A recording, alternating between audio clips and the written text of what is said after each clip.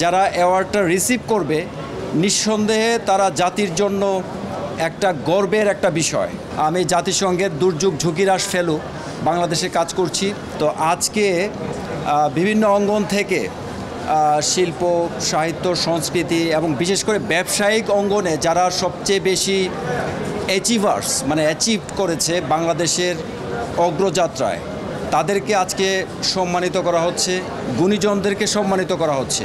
তো আমি মনে করি এই উদ্যোগ বাংলাদেশ অ্যাচিভার্স অ্যাওয়ার্ড 2025-এর যারা উদ্যোক্তা নিঃসন্দেহে এটা প্রশংসার দাবি রাখে।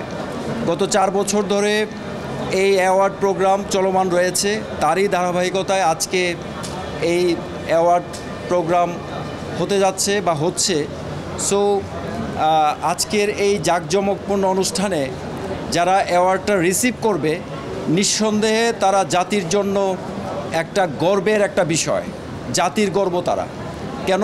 কারণ তারা হচ্ছে বাংলাদেশের উন্নয়নে এবং বাংলাদেশের অর্জনে, বাংলাদেশকে সারা বিশ্বে মাথা উঁচু করে দাঁড়ানোর জন্য তারা অনেক বেশি পরিশ্রম করেছে এবং অনেক বেশি জাতিকে দিয়েছে। বিভিন্নভাবে শারীরিকভাবে কষ্ট করেছে, মানসিকভাবে কষ্ট করেছে, আর্থিকভাবে তারা অনেক বেশি কন্ট্রিবিউট করেছে এই জাতিকে গড়ার জন্য এবং এই জাতিকে সারা বিশ্বে অনেক উঁচু জায়গায় নিয়ে যাওয়ার জন্য।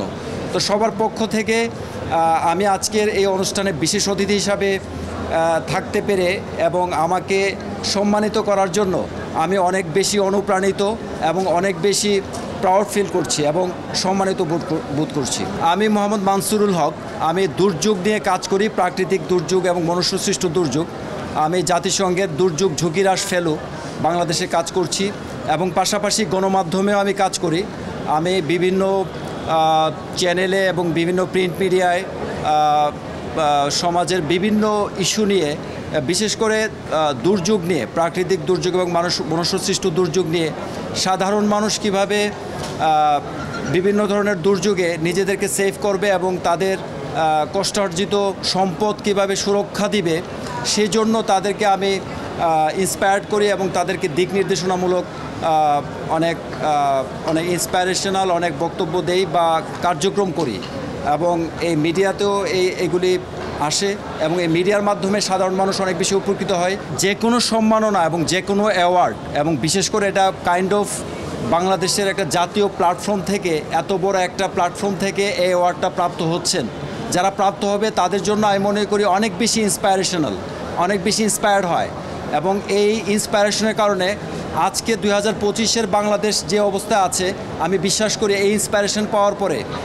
2026-এর বাংলাদেশ আরও অনেক উঁচু জায়গায় যাবে, এটাই হচ্ছে আমার বিশ্বাস। সো নিঃসন্দেহে এই ধরনের অ্যাওয়ার্ড অনেক বেশি, যে কোনো উন্নয়নে অনেক বেশি ভূমিকা রাখে। দেশে দেশে সবার সাথে দ্য নিউজ।